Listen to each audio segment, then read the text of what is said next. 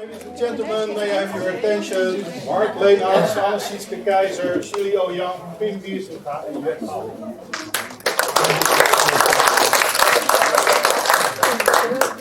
Yeah, as I have introduced, I would like to introduce again, face to face, Link. No, it's Linke, Mark, and Anne Sytske, and Oyang, one of the panelists who speak Chinese, and also she's doing the cultural exchanges. Yeah. And Yetao is the writer, Chinese writer, who lived in Netherlands for over 20 years, right? Yeah. So these are the four panelists. And then, okay, this Pim, he's also a Dutch writer who is very familiar with all these, ladies and gentlemen, and also about the works, all along, everything, okay? So he is invited to be the moderator today. Okay, so the floor are yours. I'm going. This is my debut novel, and it has a portion of Chinese influence in it, but indirectly. I mean, nobody ever, it's not even certain if any of the other characters have ever really been in China or whether they spin a story, but the narrator is always in Antwerp or Brussels. Okay. I won't spend any time on it because it's a long time ago I wrote it, but Julie rightly alerted me to the fact that I used a name in it that harks back to the Dream of the Red Chamber. So I must have read that book, at least in part, by then. Namely, in the book is a character called Li Baiyu. And so that's, I think it was taken from the novel. I think you're right. Yeah. I think so, and also the elements in it I recognized, which is why I was convinced that you were reading at least part of the novel. Well, yes. Yeah, you were aware. Yes, I was aware. The impact of the Dream of the Red Chamber on Western culture. Did it have any impact? Yeah, look at it. Look at you. Look at this book. I don't think I'm a representative of all Western culture, but at least there is some trickling down. Yes, true. Yes. Okay. Maybe I'll start explaining that a little bit, and then I will give the floor to you, the four of you. Because otherwise, this is not a one-man show, okay? So, but if I may use 5 or maybe 6 minutes to tell something more. Okay, so the most, let's see, any author goes through a sort of development, right? So this book was written a long time ago when I was a fledgling writer. This was my debut novel, and so I walked into all the traps of Orientalism and sort of, romanticizing, being enthralled by Victor Segalen and the like, even Tintin in China. That was my earliest inspiration. Tintin in China, do you know it? It's Tintin,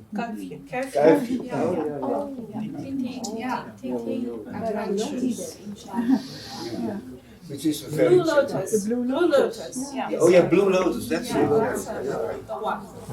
That's the one I meant. Yeah. Blue Lotus. Blue Lotus. Now, who wouldn't, so as a boy of 9 or 10, I read it 10 times or something. So that's how it started, and I didn't get quite over it when I wrote this novel, I believe. But anyway, so I will skip this, okay? And this novel is more, I think, more serious. I wouldn't say better, but it's more serious. Like, this is I spun a story around the interpreter, second class, who performed, duty. Who was on duty in the Forbidden City when the English diplomat McCarthy, met the Emperor Zhenghong. Tell me if I pronounce it right. Zhenghong. I don't speak Chinese, so that's an enormous barrier, to seriously get influenced by Chinese literature. But it has one advantage, and that's that you full well realize that you're on the shore of the unknown. I mean, it's a vast world, and the most important thing is that you can read around it a little, or read Jonathan Spence, or some of the other authors who know very much about China. And this is one of the inspirations. Jonathan Spence returned to Dragon Mountain, and it's about a period that is, a little before the period that is the setting in this book. Because I fantasize that many of the characters in this book, or some of the characters in this book, are inspired by the late Ming culture, which has, in their eyes, been, perished. It's a nostalgic kind of idea. You are nodding, so please. Yeah. Okay, so I'll stop here now for now and ask you. Okay, you're nodding. So, who are you? I mean, what was it? Are you part of the translators? Yes. Oh, yes. Yes. Like Mark. But I can't. Okay. Now, because last time you were here. Okay, so you're nodding. I was nodding because what you just told us makes complete sense. So, because at the end of the Ming, right, that is considered to be the last Han Chinese dynasty with Han Chinese rulers, right? And then we have the Manchu Qing dynasty. So I can completely understand that you say that there is in this, what Jonathan Spence describes and what you did, there is this nostalgia for a time that is long past. We cannot go back to it. And now we have to make do with these new and foreign, in some ways, emperors. So that is why I was nodding. Because yes. Well, that makes sense. In agreement, right? So. Yes. Well, so far it makes sense. So, as rigorous as a translation, of course. Well, depending on how you define. But I mean, it was a free-floating fantasy based on a few points in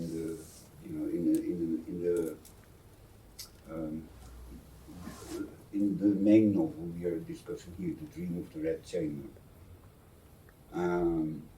One of the things I did in this book was to create a character that is not only an interpreter to the between the diplomat from McCartney and the throne, but when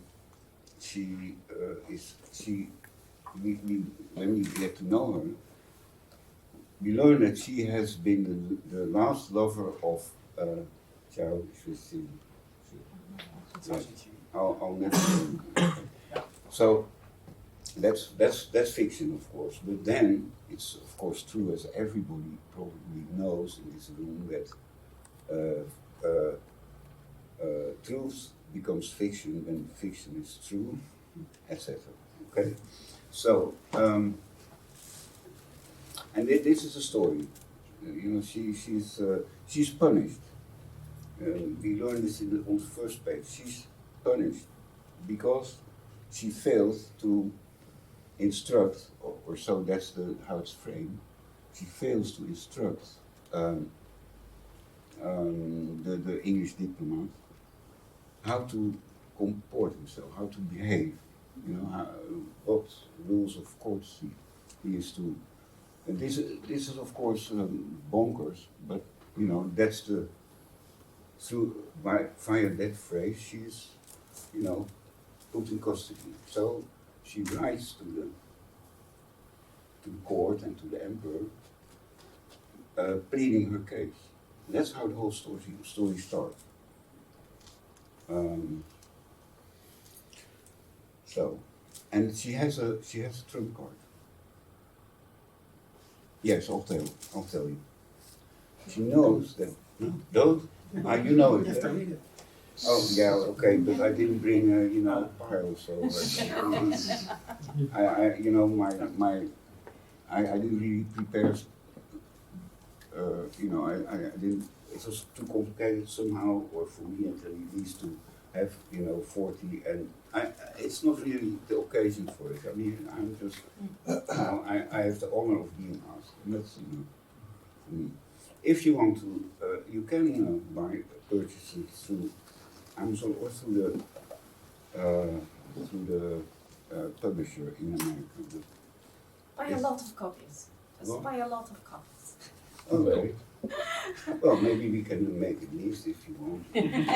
But I mean, it's not what I'm here for, really. So what I'm here for is to, you know, discuss in what way a writer in Holland, I think around the world. or I around think, the world, yeah, yes. around the world, I think the impact of Hongkong in Asia, it's inevitable that you go to Korea or to Japan, that people don't know this work. Yeah. It's so important. And I think for the Western readers, the Penguin translation has been before the Dutch translation. I haven't read yet, I'm sorry. And before it appeared, Penguin edition was the authority to introduce this work. Yes. And the translator of the Penguin has rightly said, you know, Dream of the Red Chamber should be put beside Tolstoy. It's that important for the world literature to see a different universe. Yes. And Couldn't agree more. so Tolstoy likes very long, very thick books. As well is, you know, Dream of the Red Chamber is like, how many pages have you? Oh, I think, translated? well, it's about 2,000. 2,000 pages, Yeah. right? Yeah. In It's full, not particularly Four long. volumes. right? So Yeah. you can imagine that the quantity of the work and the universe, how, you know, Yes. infinite that is. Yes. Yes. Well, I read the Penguin edition, we read it, and we read it again. And yeah, I knew that you guys were involved or immersed rather in translating the Dream in Dutch, but it was too late for me. I'm sorry. But I did read the first part and I thought it was very, you know, I can't say, you know, I'm not a critic or something. But you know, I read it, it was an easy read, so that's The Dutch the Dutch version. It's an easy read. But the influence of, like you said, the Penguin version came out in the 70s, in the 80s. They took a long time. They published it volume per volume. It took more than 10 years to do. And how long did it take for you to translate the entire? For us, it's about the same. 30 years. We didn't do it, Yeah. stage. But it didn't. No, It it wasn't came- published like that. So I remember when the Penguin edition appeared, I had read the first volumes because they were already there, and then we had to wait for the fifth in 1985, I think. And it was really, you know, we wanted to know what happened, but the book wasn't there yet. So it felt almost like, you know, what you have with a television soap series, and you want the next season to start, right? There was a addicted. there was a addicted to the cliffhanger, and you want so. Yeah, that's great. But- With Then. our translation, the good thing is that this is all at you, once. if it's all at once. Wow, Yeah. that's good. But you have to say, you have to admit, coming back to the bullet point as well, Yeah. is that, you know, this is a small circle where you were in, Yeah. you know, anticipating for the next volume. Because I think the Penguin version is there, and the Penguin series is of course very prestigious. And still, you know, the Dream of the Red Chamber is not a title that rings a bell for many people. I can even say this today, that even the Dutch publisher, when we first talked about it, didn't know about it. He just thought it's a publisher again like the Penguin Classics, who do classics around the world. The name publisher. And they only asked me, are there any classics like we have, from Don Quixote and Proust? Excuse me. Do the Chinese have these too? And they just found out about Japan. A few classics, and they had the first attempt to go out of Western Europe or America was to Japan, and then I just jumped in and I thought, to have this book published in its series would be very good to have the same Who's the effect publisher? Who's the publisher of the Dutch? the name. The name. Okay, I see. Anybody from the publisher? Sander is here. No, it's not here. Okay, because I invited them. They said they are coming, but I don't know. Maybe weekend, huh? Yeah. But thanks to the Athens publisher company, they have contributed 2 versions to us. We have shown that. Okay. It's not easy, in Dutch. But thanks to Well, this is to say about the thing that it's such a classic, as you say, right, in the Asian world. There's this It's English huge. version, It's there's a huge. second English version, there was a French version also in the 70s, 80s. It all began very late. Maybe that's the reason too. How did you do the work, if I may ask? Did you refer to the English translation? Oh, I'm sorry.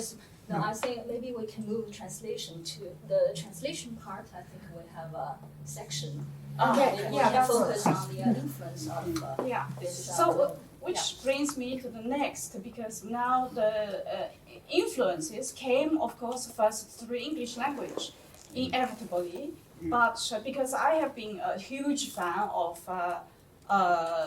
Jorge Luis Borges, Argentina writer, he is really into. He has his own way of doing sinology, which is not the classic way of academic way of doing sinology. But his way is just like how the Chinese build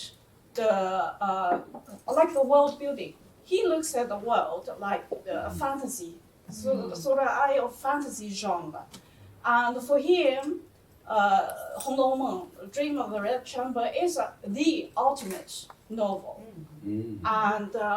and because the whole story takes place in a garden, and garden is Borgesian theme. It's just his thing and labyrinths, and from there on, you just sneak through. He's very fascinated by the dream element. Yeah, dream. And his interpretation is very different, deviates from what usually people we would think. It's another interesting topic. Very. In what way is maybe you are the expert? Please go ahead. As I read a little bit, Borges was thinking, okay, the whole book is more about it's a dream. He interpreted this as a real dream. Someone had a dream, and he didn't read it as kind of a metaphor. This is what I thought. Yeah. And then he was fascinated by that. You have different rooms, chambers. You move from one room to another. Labyrinth. You have one dream and then labyrinth. And this inspired his kind of writing. But which maybe, from my point of view, maybe he missed a point. But this kind of cross-culture misreading or another interpretation is a very interesting topic to explore, probably. I noticed the garden grew and grew and grew and grew. Yeah. It's just But like they the moved through world it. building. It's just on layers and layers. Yeah. And I have another question, probably for the translators, because as Mark, you said, there are people who, in the literary circle, some people read, but most people haven't read it. They heard about this name, never read it. But for the audience readers, I doubt there are many people who haven't read this book. No matter in what language, maybe not East Asia, maybe in the Western culture. I heard from an American professor who's teaching Chinese literature, some American university to first year, 18 years old. And then he was explaining the Hong Kong, the Dream of the Red Chamber to the student undergrads, and the student just couldn't get the character, the Jia Baoyu, said why we have to read such a book with such an effeminate, sissy boy doing nothing, when we have to devote our time to understand this book. So most students, they totally miss, they just think it's homosexual story, but somehow disguising of lots of trivialities. And I'm just wondering, maybe you had received some feedback from readers, ordinary, everyday readers. What are their feedback? Yeah. Well, we have, I think because even if you go on Twitter, for example, if you type Gao Made RodeKamer, you get what people have been tweeting about it. And there's a lot of average readers, or normal readers, or not professional readers, who are really discussing it and sending quotations into the Twitter sphere. That's very nice. And also asking, are you in part 3? I'm in part 2. Where are you? Yeah. It's pretty much alive. And this is something that has surprised us, at least me. Yeah, me as well. Because Do you interact with the readers I directly? have sometimes, yeah. Okay. Yeah. Because sometimes they make a remark about one of the early chapters. There was something they were talking about this. Two of the people on Twitter are very much into Chinese philosophy. They know a lot about Zhuangzi, and so they kept drawing parallels between what they read in the novel and to Zhuangzi, which was really interesting. And so then I think there was discussion of one term, and I thought, now that is not where we should go. And then I said, but in the Dream of the Red Chamber, it means this or it means that, because they were, I think, making too much of what was. They were reading it in a completely Zhuangzi philosophy type of way, and I thought, no, this is not. But it's interesting all the same, because here you have Dutch readers who are using their really quite in-depth knowledge of Chinese philosophy to bring to the reading of this novel. So for me, that was really interesting to see. And there are a couple of other readers who sometimes they're just really surprised about, for example, the fact that the people in the book are talking together, and then they're laughing so much they can't stop laughing, and that is something that he then tweets about. Says, Yeah. It's there. Yeah. So you get these. It is of course because it's Twitter, so it's not a lengthy, in-depth interpretation, but you get snippets. Yeah. It's very fragmented. Yeah. But it's quite interesting. So this is one way. Yeah, and there are, I think on Facebook or LinkedIn there have also been. I was really surprised. Many people thought I have the old book. I what about interrupt this new you book? for Different. just a little bit, just for the audience. Zhuangzi philosophy is Chinese one very important school of Chinese philosophy. Zhuangzi is an author who lived about 3,000 years ago. He was one of the founders of Taoism. So if you know Tai Chi and Kung Fu stuff, it's all Taoism. Okay, so Zhuangzi is the real founding father is Lao Tzu. That is the Dao De Jing.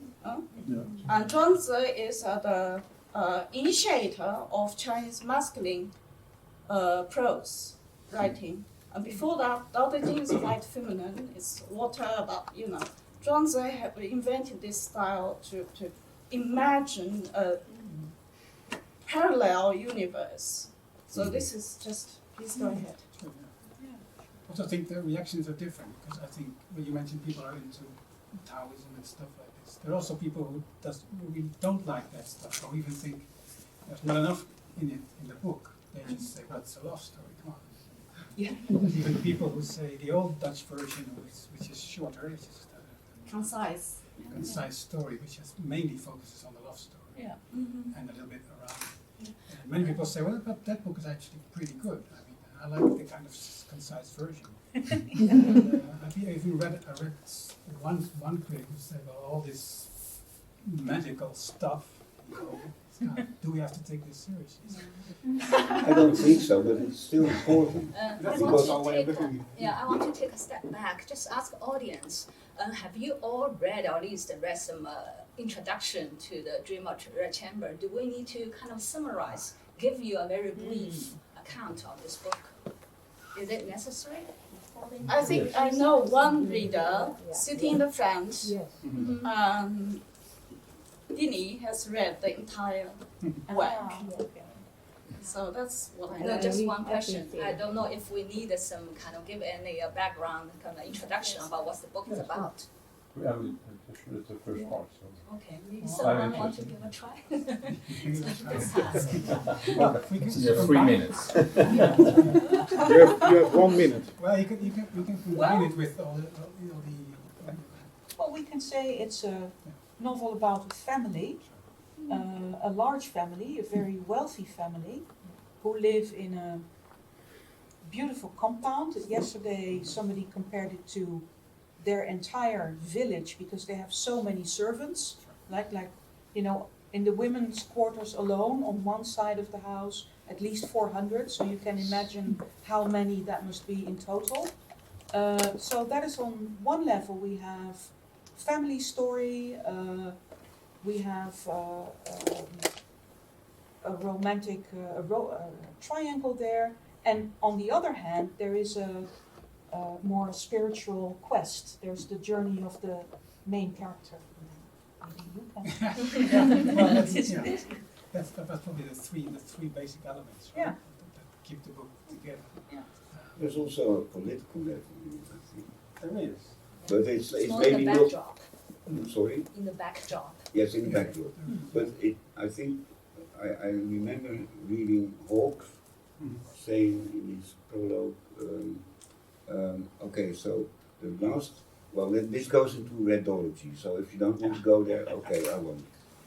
But, there is an issue or questions surrounding the authorship of I think that's interesting too, although perhaps it's too much. I don't know. Well, it's very much. Well, if you take it from where you left it and combine it with what we wanted to discuss a bit about differences in Western or Chinese audiences, I think the idea is that all these three elements have, are obstacles to a Dutch or a Western reader, because the family story, well, the one big obstacle I think is, that's what many readers also tell me, there's too many characters, there's too many people to keep track of. Although it's pretty clear that we have, Pao Yu, the main character, the eldest son, and his two nieces, that's pretty clear. And then his parents and all that, sisters, half-sisters. Then it gets a little bit more complicated, nephews and an uncle here and there. And then there are many maids and servants. And I've heard many people say, well, this is pretty hard. I mean, look at the list we put in the back. The names. The names are hard to remember.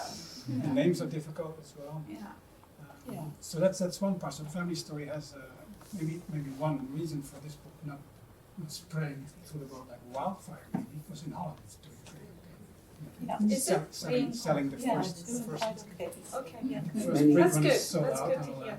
that. Many reviews, right? Yeah. And there will be even a third print run at the end of the year. Oh, that's Very good. So that's maybe Holland's going to be a trendsetter in this respect, change the world. Yeah, wow. Let's do it then.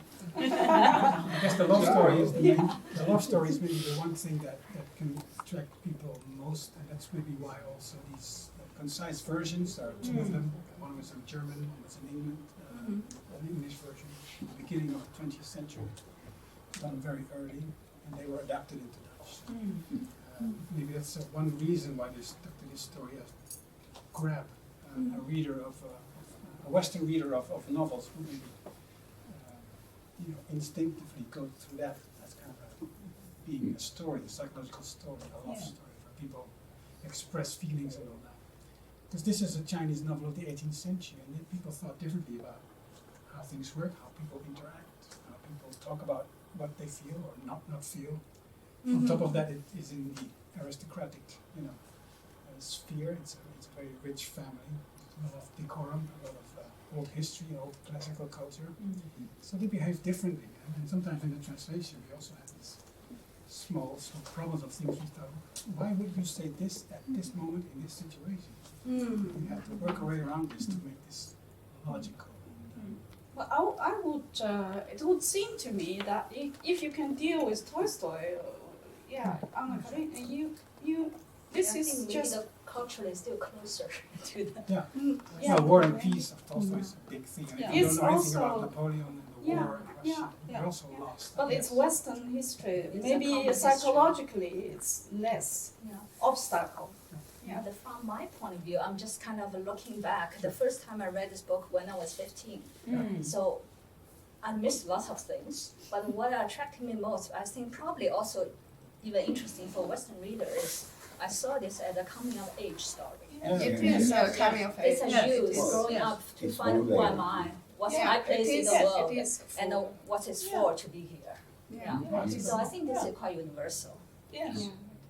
And It is with many coming with of different characters, or because I had the same feeling with Bao Yu, because he's Only read about me.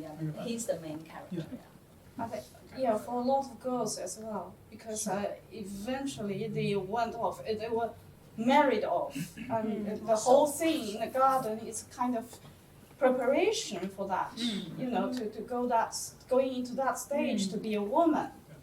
And in the recent years, with such a lot of social media and YouTube channels, people are talking about the possibilities. Would it be that the original writer Cao Xueqin have meant for Lin Daiyu to take over the entire household in place of, instead of Gao's approach, and that kind of things? It's really preparing them, the main protagonists, to go to, become real adults, how to deal with this.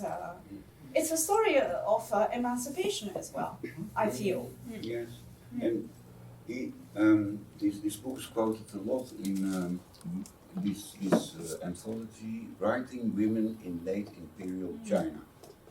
It's quoted at least in 4 different essays. So even I think that's to corroborate what you say. Yeah, and also I think it's also a very tragic story, which is not well discussed. Is that Bao Yu is so scared of his father every time. It's really a critic towards a Chinese way of upbringing. It's so tragic, and his entire life is devoted to break from to free himself from the shackle. And I think every Chinese person, young person, is still dealing with that issue today. It could be that, but it could be that it has more sensitivities in the Chinese world, the father-son relation. Yeah. The son who has to, because that's what happens in the book. The father wants the son. Take over I think eventually. that's a theme that you find in Western literature all over. Yeah. Maybe not up until at least Jan Wolkers, Maarten het Hart, and Bordewijk met Gar, and you can go on only in Dutch literature. But there's We another wondered, connotation I mean, with this, Kafka. we read it in a small group, and 4 male, I'm afraid, Western readers, and we wondered how this was perceived when it was published. Was it perceived as a kind of démasqué of Chinese upper class society, as a kind of social criticism? I heard, elements were there in what you said about the father-son relationship and how this played out. Or was it seen as very realistic, as a description of things as they are? Because it was very hard to fathom where a kind of, you could, behind the scenes, irony or sarcasm was at work for us.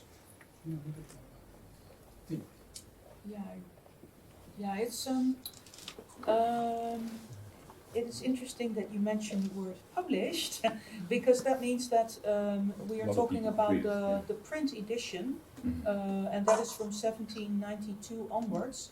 And in the 19th century, there is a long tradition of people commenting on the on the text. But they take the text as it is, as a very realistic and authentic description of what life is like in this type of family, and they do. There are comments on perhaps some of the family tensions, but it is not read as a critique in the sense that people then say we should all think about father-son relationships. That's not how it's read. Or we should think about starting a communist revolution, maybe. No. Because the shameless way in which wealth is displayed and Yeah. used to buy people, and No, that is that's not. No. So that's not discussed. No. Well, what is discussed, for example, are things like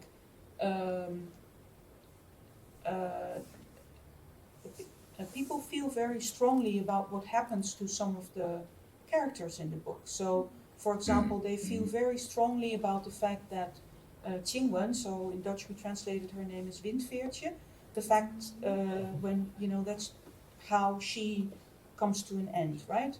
And that is something that people then comment on a lot. It's very shocking. And there you can have, because this character, she is a maid and she dies, but she need perhaps not have died if people had taken care of her better in the family, if the Jia household had taken better care of her. So that is regarded as a tragic loss, and there you get some of the critique, but it's very opaque, I think. There's all elements of critique which are maybe, the novel is not so, it's not critical, or not so, it's not, but it's not you one-sided. can assume, I mean, that's, But there's if you look at Les Liaisons Dangereuses, for example, which is 18th century Western European literature, plays in higher circles, and it's that you really read like an almost sarcastic comment on how people degrade everything related to love to kind of transactions and power play.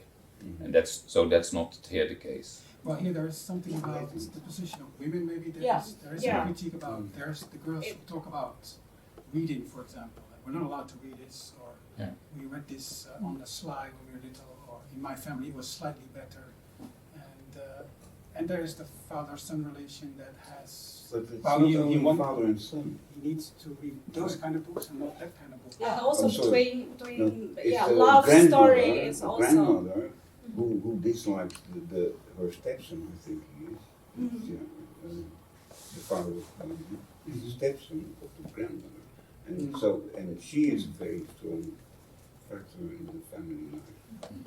And my last question, was there any discussion also on, there's clearly an anorexia nervosa story in this book. Sorry, once again, you said? One of the characters is suffering from anorexia nervosa. She's hungering herself.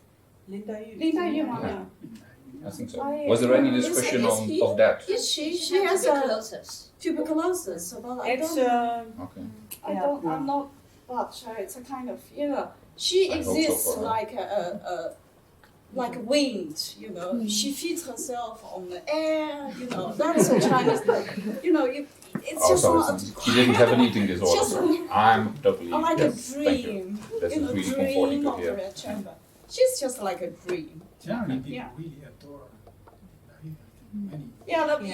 I think a lot of modern men, just dislikes her, can't connect with her. It's just controversial. Very too neurotic. Very neurotic. Maybe she doesn't eat. It's a reflection of her neurosis. Yeah. It's not clear what she was suffering from. I think there are lots of people trying to diagnose what she was suffering from, but This is tuberculosis. a lot of people say tuberculosis because she coughs up blood at some point.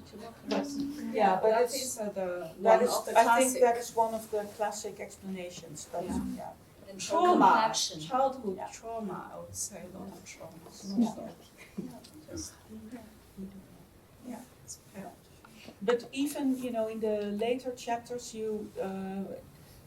there is the family is very much under threat, right? Because there's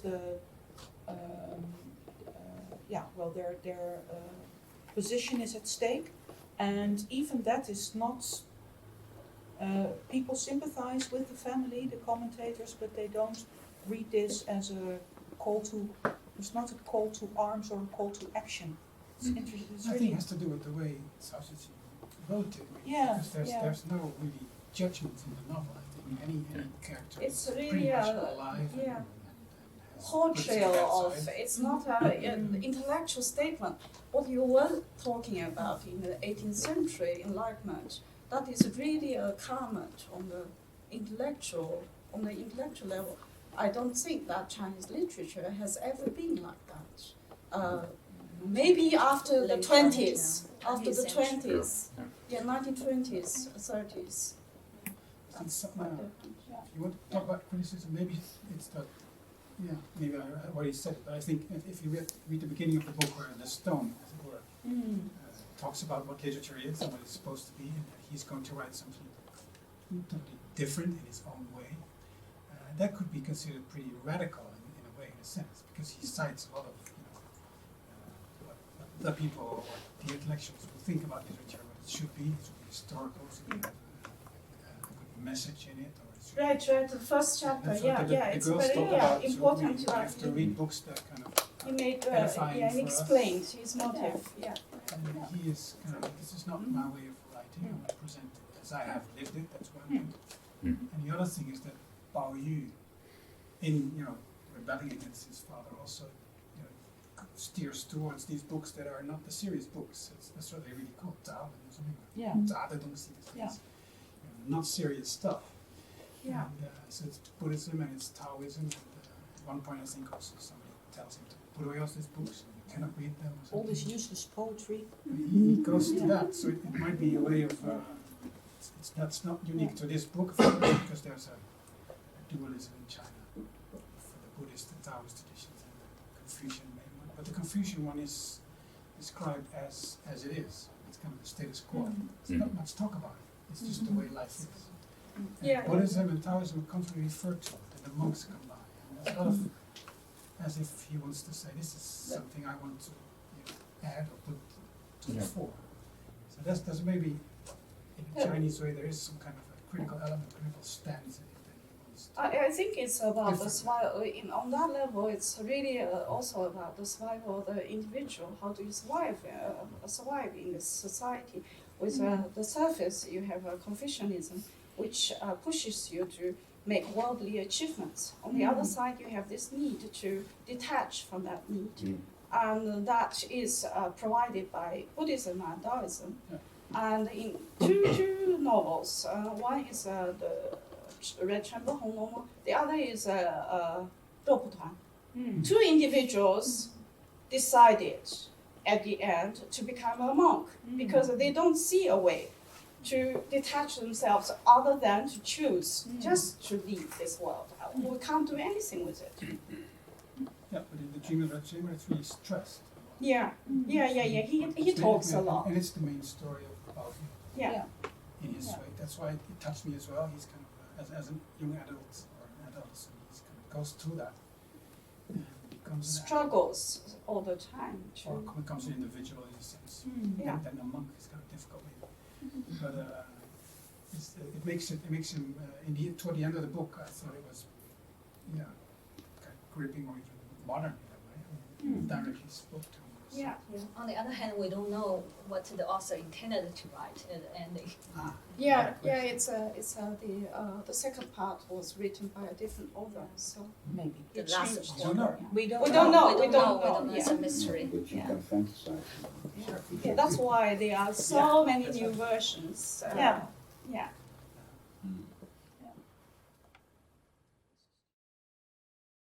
So before I start with my talk, I would like to clear some, because the title says, when ink painting meets Chinese manga. It is an inaccurate term to call manga, Chinese manga, because manga is a strictly Japanese concept, and the accurate terminology is manhua.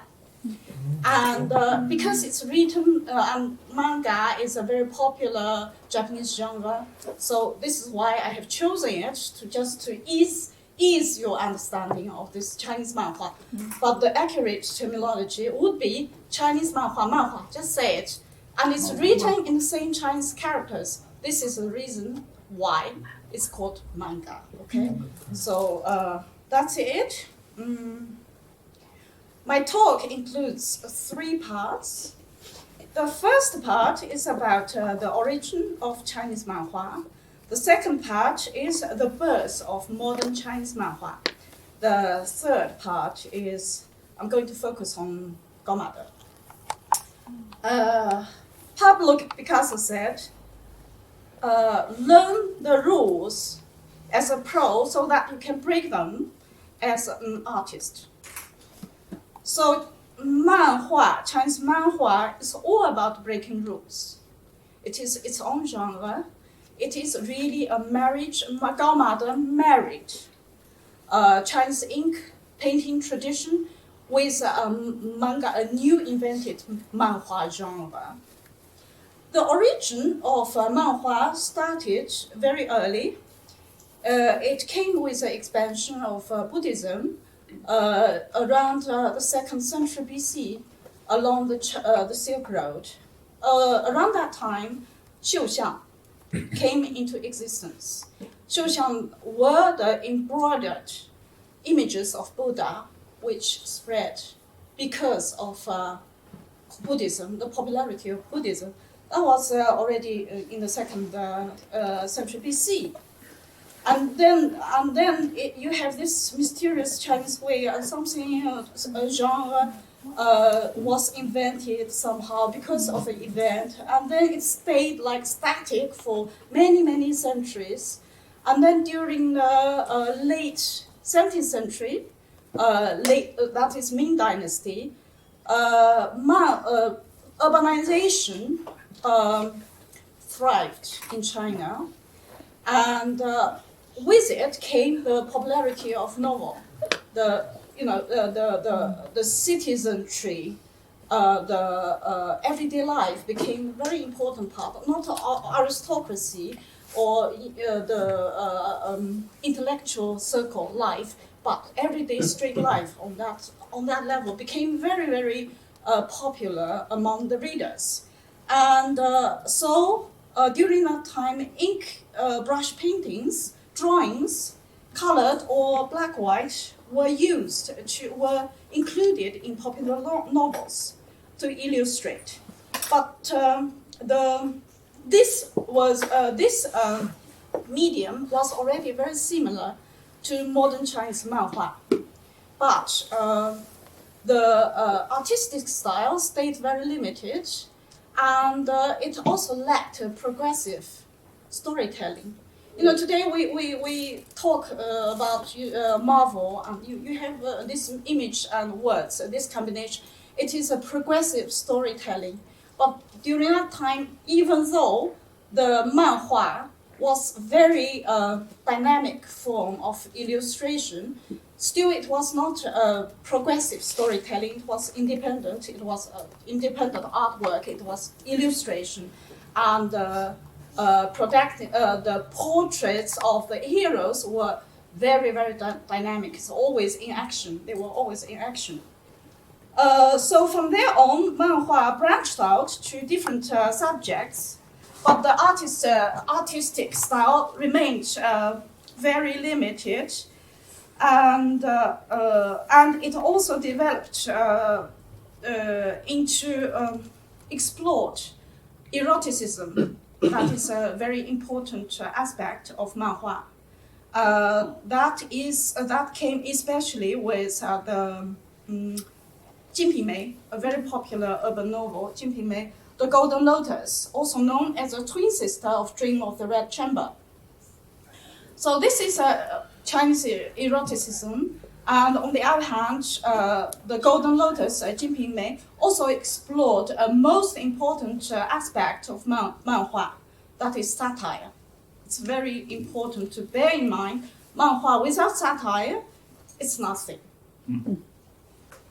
And then the birth of Chinese manhua came in the beginning of the 20th century.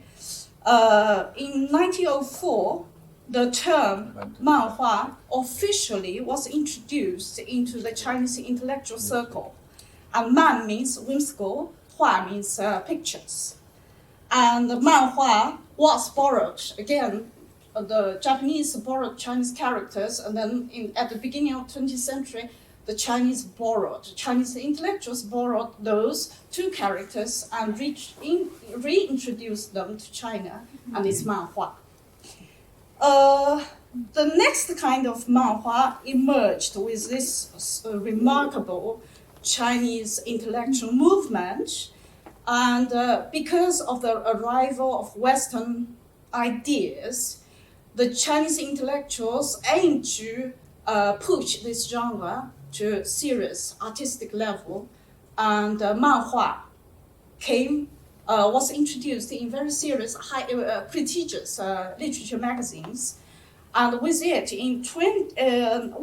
came the very, I would say, a little bit pretentious Chinese genre, manhua. It was very full of intellectualism. And the form would be woodcut prints, and they served as posters or book covers. It was an intellectual movement. In 1925, Feng Zikai, that is an icon, remember his name? Feng Zikai debuted in Literature Weekly, which was a famous literature magazine during that time. And he was very popular with young Chinese readers around that time, and he married the ink painting tradition with manhua tradition. Additionally, he also presented his artwork together with his written words, and those words were planned as episodes. So it's really like a forerunner of manga, comic story, okay? So he was the iconic name, and after him, China was ready, because they prepared young readers who were ready for ideas and new genre. And after him came Gao Made. Time was ripe for Gao Made, okay? So Gao Made was born in 1917 along the eastern Chinese coast, and he was born in the year of the horse. So Made means I received a horse. He was born with a portion of humor, a sense of humor. So that is very characteristic of his work. And when he was 7, his father died and left him brush, paper, and inkstone. So he thought, okay, I'll start studying art by myself. And that laid foundation for his entire artistic career, because I think, me as an art critic, I think that was very decisive for his artistic persona, because he was not trained he didn't receive a formal training as an artist. He just explored and played. And this gave his, you can see very easy, very flowing, and very sketchy, and very, very spontaneous. And in the 1950s, he became absorbed by Chinese four classics, including Dream, Red Chamber, and won a lot of awards for his artistic works and performances. Not performance art, but his execution of his genre. Gao Made, very important, he's an innovator, and he masters ink painting tradition, which he translates into manga sketches. And his artistic style, his artworks are concise, free, and easy. It's just like he's inventing the ink strokes all the time. It's writing at the same time, but he's also using colors. And the images are always vivid and intriguing, And they never look similar. Every time he invents something else. And it's his spontaneous charm that keeps the viewer hooked. Every time you want to know more, it's just, it's very engaging in that way. For me, you have to decide for yourself, okay?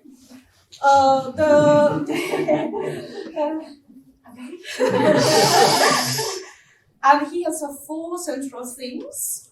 One is theater, because as an artist, opportunities decide where you go, which direction. And for him, in the 50s, the theater troops traveled a lot throughout the country, across China, and he would sit in the front row because he was working for a newspaper and magazines, and the next day they are going to publish something. It was not photography, it's just he had to sit in the front row and make sketches very fast. And that was his discovery that beauty is universal, and what he has to discover in himself is the original approach to beauty. What is beauty? He had to think a lot about this, and this is his way of doing, not very formal appreciation of beauty, realistic, or it's just very innovative. And I haven't seen anything like his work before. So that's why I was so attracted. Immediately I felt a connection with him. So originality is his thing, his signature.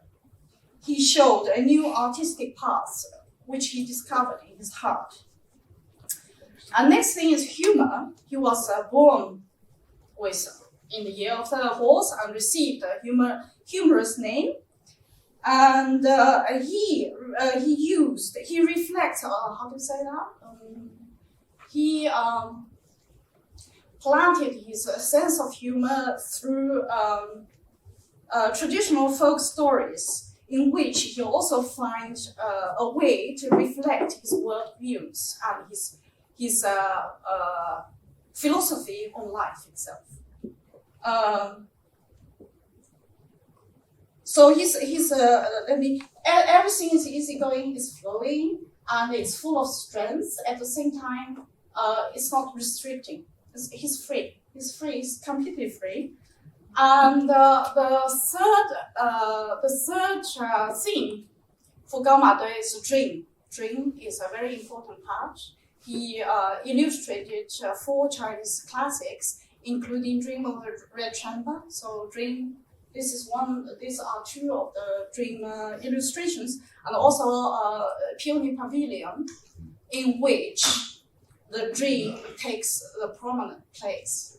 Everything revolves around a dream. And the third thing is we have talked about social commentary in Chinese literature through Red Chamber.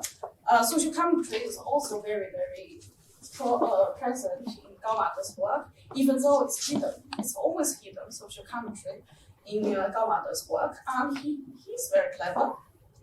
He painted the Chinese beauties on the back, so through the back view, as if he's saying, I'm humble, I'm just an artist, and your beauty is too great for me. I don't dare to touch that. And I'll look at everything from the back view and try to inject imagination into the viewers so that they understand what I'm seeing. So he found himself, his feelings in this back view. When you look around, I don't know how many artists over there in that corner. You can see some back views, and he really found his artistic persona in the back views. It's his Gao Made's theme. So I would summarize his artwork, artistic style, in 3 words. Can you guess which ones? 3 words. 3 words. remember the folk stories and Chinese classics. He's very obsessed with. Also, back view is his thing. Very classy. He's very classy in painting tradition. Sassy. He's sexy. He's very sexy. And he's also very clever, a bit smart ass. Right? So those are the. I'm done. That's it. Please have a look.